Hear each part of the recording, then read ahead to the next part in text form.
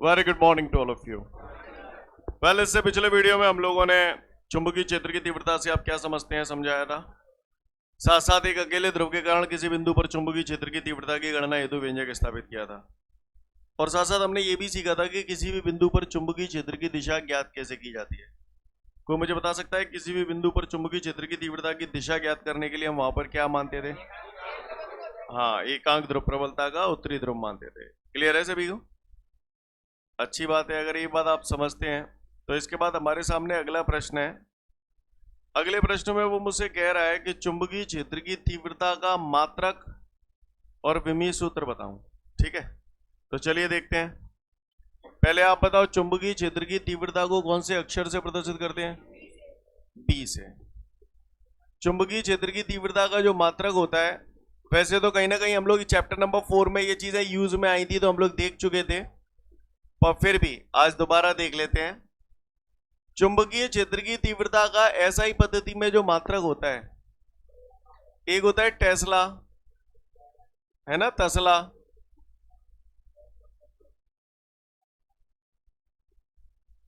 दूसरा है वेबर प्रति मीटर स्क्वायर। सिंपल हम लोग इसे वेबर को डब्ल्यू, मीटर स्क्वायर को मीटर स्क्वायर। सीन क्लियर है? और तीसरा होता है न्यूटन प्रति एम्पियर मीटर। बताया था आपको, न्यूटन प्रति एम्पियर मीटर, जैसे आप न्यूटन की अम्मा के नाम से जानते थे। क्लियर है? तो ये चुंबकीय क्षेत्र की तीव्रता के मात्रक हम लोगों ने एसआई पद्धति में देखे थे। सीजीएस पद्धति में चुंबकीय क्षेत्र की तीव्रता के दो मात्रक देखे थे हमने, जिसमें से एक होता था गॉस, है ना, और दूसरा होता था ऑरस्टेड। क्लियर है? और इनके बीच में एक संबंध भी होता था। एक टेस्ला बराबर होता था 10⁴ गॉस, या 10⁴ ऑरस्टेड भी लिख सकते थे। गॉस की जगह ऑरस्टेड भी लिख सकते थे। क्लियर है? ये बताया था आप लोगों को। और सुनिए, साथ साथ वो मुझसे ये भी कह रहा है कि मैं चुंबकीय क्षेत्र की तीव्रता का विमीय सूत्र बताऊं। क्या बताऊं? तो चुंबकीय क्षेत्र की तीव्रता का मात्रक पता है आपको, न्यूटन प्रति एम्पियर मीटर। उसी से निकाल लो इसका विमीय सूत्र। न्यूटन बल होता है, बल का विमीय सूत्र, तो बल का विमीय सूत्र हो गया mLT-2। एम्पियर ए का विमीय सूत्र ए ही हो जाएगा। मीटर, तो मीटर लंबाई होती है, लेंथ होती है, तो इसका विमीय सूत्र कैपिटल एल। तो एल से एल कट जाएगा, ये हो जाएगा हमारा mT-2। ए पे पावर कुछ नहीं है तो 1, ए की पावर 1 ऊपर जाएगी तो a-1। कौन आ गया? ये विमीय सूत्र। क्लियर है सभी को? बात समझ में आ रही है? देख लो फटाफट, फिर आगे बढ़ेंगे।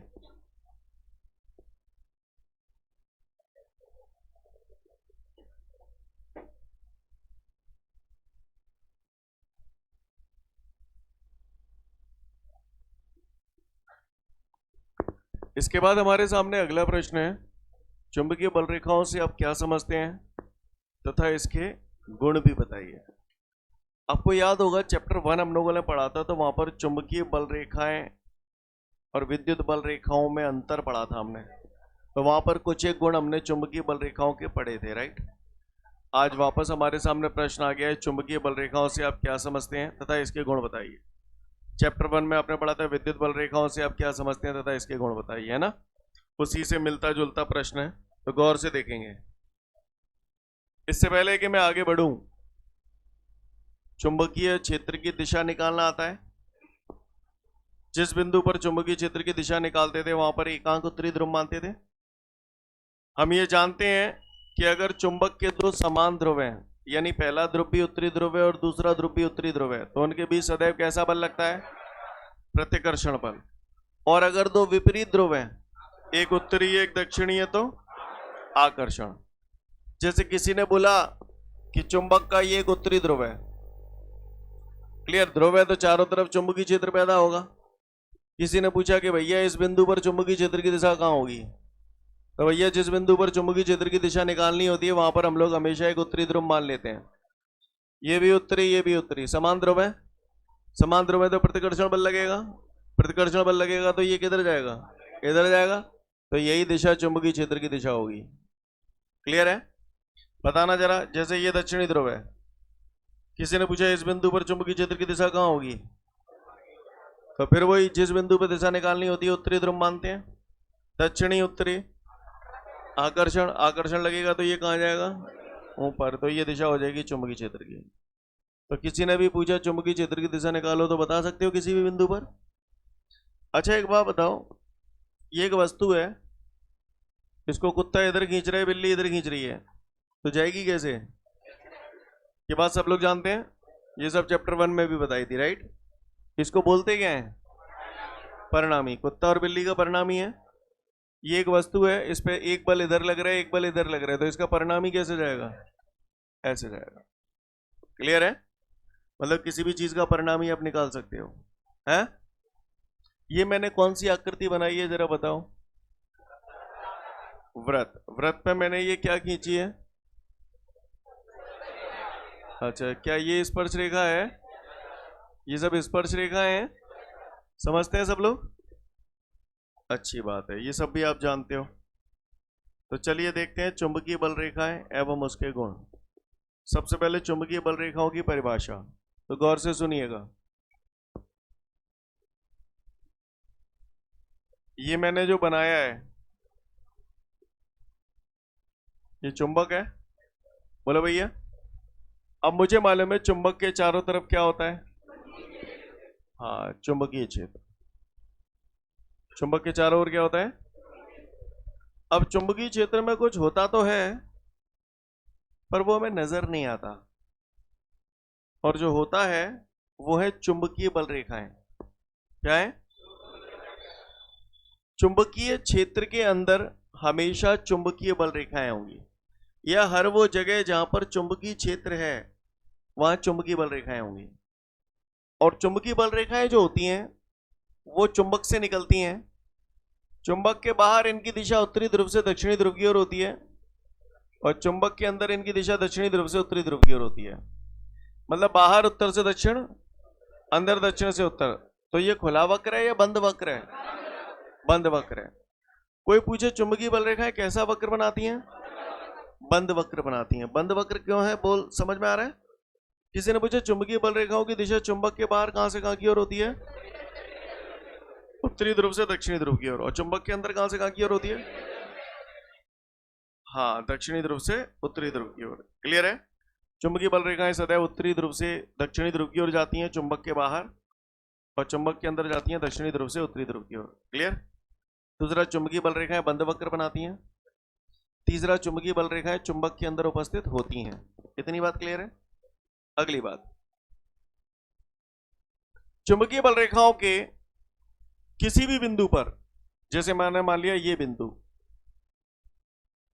तो चुंबकीय बल रेखाओं के किसी भी बिंदु पर अगर आप कोई स्पर्श रेखा खींचोगे, जैसे मैंने इस पर स्पर्श रेखा ऐसे खींच दी, तो अगर चुंबकीय बल रेखाओं के किसी भी बिंदु पर अगर आप कोई स्पर्श रेखा खींचते हो ना, तो वो स्पर्श रेखा उस बिंदु पर चुंबकीय क्षेत्र की दिशा को प्रदर्शित करती है। यानी अगर मैं चुंबकीय बल रेखाओं के किसी भी बिंदु पर स्पर्श रेखा खींच दूं, तो वो स्पर्श रेखा उस बिंदु पर चुंबकीय क्षेत्र की दिशा को बताती है।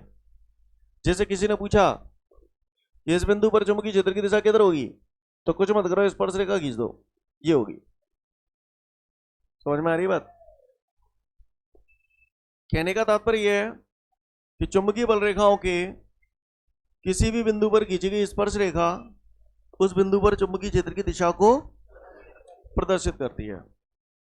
अब भाई ऐसा क्यों है, इसको समझने की कोशिश करते हैं।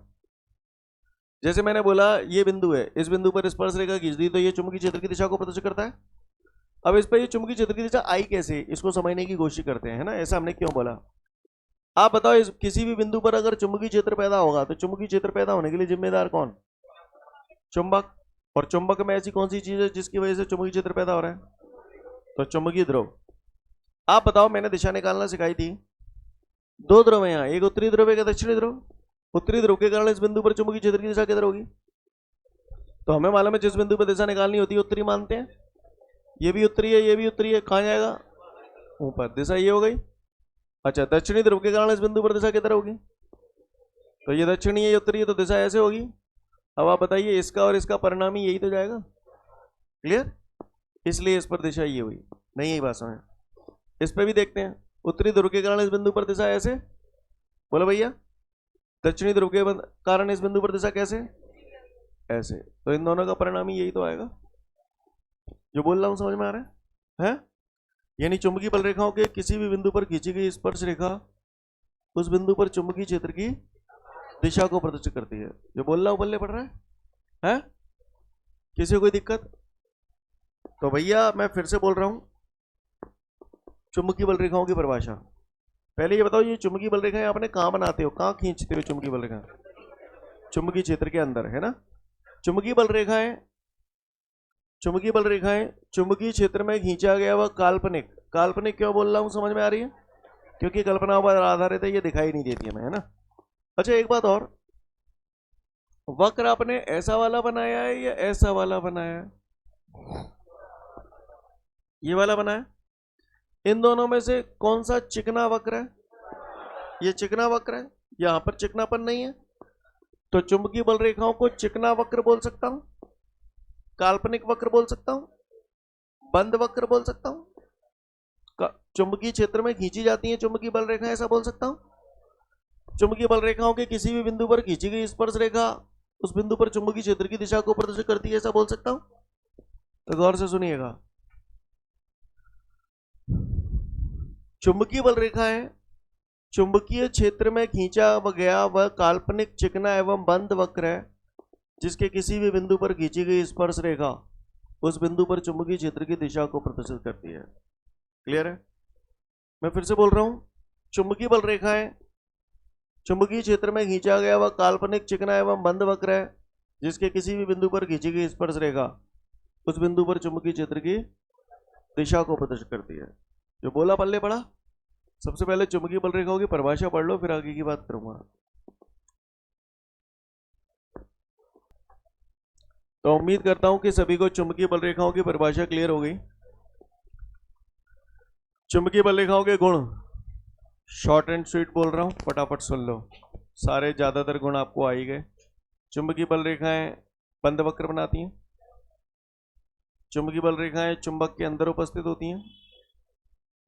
चुंबकीय बल रेखाएं चुंबक के बाहर उत्तर से दक्षिण और अंदर दक्षिण से उत्तर की ओर जाती हैं।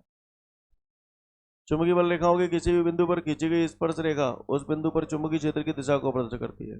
4-5 गुण तो वैसे ही हो गए, इतने भी लिखे हैं तो पर्याप्त है। और सुनो, आप मुझे बताओ, गौर से सुनना, जैसे ये चुंबक है, इसके आसपास एक लोहा लंगड़ यहां रखा है, एक लोहा लंगड़ यहां रखा है, किसको ज्यादा ताकत से खींचेगा? मतलब यहां पर चुंबकीय क्षेत्र की तीव्रता ज्यादा होगी, यहां पर कम होगी। क्लियर? तो इसका मतलब समझने की कोशिश करें। जैसे ये चुंबक है, चुंबक के बाहर ऐसे मैंने चुंबकीय बल रेखाएं बनाई। क्लियर है? इस तरीके से।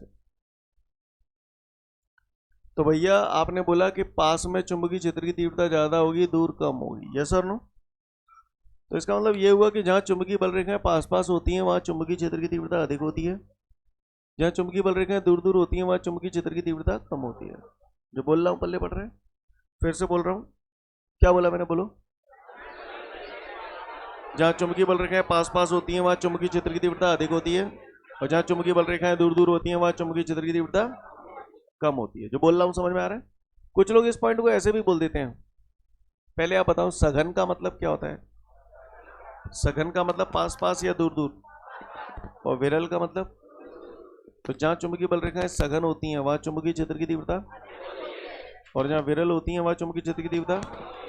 जो बोल रहा हूं पल्ले पड़ रहा है? और सुनो, अगर किसी जगह चुंबकीय बल रेखाएं ऐसे हैं तो बताओ चुंबकीय क्षेत्र की तीव्रता यहां ज्यादा होगी या यहां ज्यादा होगी? बराबर होगी, क्योंकि ना कहीं पास पास है ना कहीं दूर दूर है। तो बताओ फिर ये एक समान चुंबकीय क्षेत्र है या असमान चुंबकीय क्षेत्र? एक समान चुंबकीय क्षेत्र है। तो ऐसे बोल सकता हूं कि एक समान चुंबकीय क्षेत्र में चुंबकीय बल रेखाएं परस्पर समानांतर एवं समदूरस्थ होती हैं। बोले भैया, एक समान चुंबकीय क्षेत्र में चुंबकीय बल रेखाएं परस्पर समानांतर, समानांतर तो आपको समझ में आई गया। समदूरस्थ का मतलब जितनी दूरी ये होगी उतनी ये होगी। नहीं है मेरी बात समझ? क्लियर है? आगे की बात, दो चुंबकीय बल रेखाएं कभी भी एक दूसरे को काटती नहीं है। दो चुंबकीय बल रेखाएं कभी भी एक दूसरे को काटती नहीं है। क्यों नहीं काटती, उसका कारण समझें। पहले आप बताओ, एक साथ एक ही समय पे एक इंसान दो जगह हो सकता है क्या? नहीं हो सकता ना। इधर देखो, थोड़ी देर के लिए मैंने मान लिया चुंबकीय बल रेखाएं एक दूसरे को काटती हैं। जैसे ये चुंबक बना दिया, ये चुंबकीय बल रेखा है, पहली चुंबकीय बल रेखा ये रही और दूसरी ये रही। तो अगर काट रही है तो ये कटान बिंदु हो गया। अब मैंने पढ़ा था चुंबकीय बल रेखाओं के किसी भी बिंदु पर अगर मैं स्पर्श रेखा खींच दूं तो वो स्पर्श रेखा उस बिंदु पर चुंबकीय क्षेत्र की दिशा को बताती है। अब जावारी चुंबकीय बल रेखा के हिसाब से स्पर्श रेखा खींचेंगे तो चुंबकीय क्षेत्र की दिशा ये हो गई, और इस वाली चुंबकीय बल रेखा के हिसाब से स्पर्श रेखा खींचूंगा तो चुंबकीय क्षेत्र की दिशा ये हो गई। एक ही बिंदु पर चुंबकीय क्षेत्र की दो दो दिशाएं हो गई, और ऐसा होना असंभव है। क्लियर है? मैं फिर से बोल रहा हूं, दो चुंबकीय बल रेखा एक दूसरे को कभी नहीं काटती, क्योंकि यदि वे काटेंगे तो उनके कटान बिंदु पर दो स्पर्श रेखाएं खींची जा सकेंगी जो कि एक ही बिंदु पर चुंबकीय क्षेत्र की दो दो दिशाओं को प्रदर्शित करेंगी, और ऐसा होना असंभव है। असंभव है। क्लियर है? और ऐसा होना असंभव है। क्लियर? कोई दिक्कत है ना? लाल टी शर्ट समझ में आ रही है बात? ऐसा होना असंभव है। दो चुंबकीय बल रेखाएं एक दूसरे को कभी नहीं काटती, क्योंकि यदि वे काटेंगे तो उनके कटान बिंदु पर दो स्पर्श रेखाएं खींची जा सकेंगी जो कि एक ही बिंदु पर चुंबकीय क्षेत्र की दो दो दिशाओं को प्रदर्शित करेंगी, और ऐसा होना असंभव है। क्लियर है? बात समझ में आ रही है? तो एक बार शॉर्ट एंड स्वीट में पूरा आंसर बोल रहा हूं।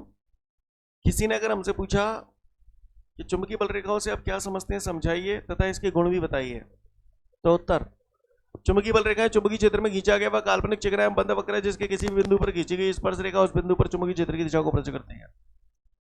चुंबकीय बल रेखाओं के गुण, यह काल्पनिक चक्र एवं बंध वक्र है। चुंबकीय बल रेखाएं चुंबक के अंदर उपस्थित होती हैं। चुंबकीय बल रेखाओं की दिशा चुंबक के बाहर उत्तर से दक्षिण की ओर और चुंबक के अंदर दक्षिण से उत्तर की ओर होती है। और चुंबकीय बल रेखाएं सदैव बंध वक्र बनाती हैं।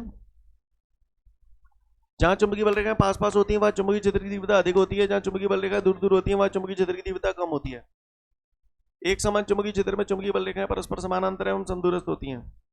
दो चुंबकीय बल रेखाएं कभी एक दूसरे को काटती नहीं है, क्योंकि यदि वे काटेंगी तो उनके कटान बिंदु पर चुंबकीय क्षेत्र की दो दो दिशाएं प्रदर्शित होंगी, दो दो स्पर्श रेखाएं खींची जा सकेंगी जो कि एक ही बिंदु पर चुंबकीय क्षेत्र की दो दो दिशाओं को प्रदर्शित करेंगी, और ऐसा होना असंभव है। क्लियर है? पढ़ लो, समझ जाओगे, पूछूंगा आपसे।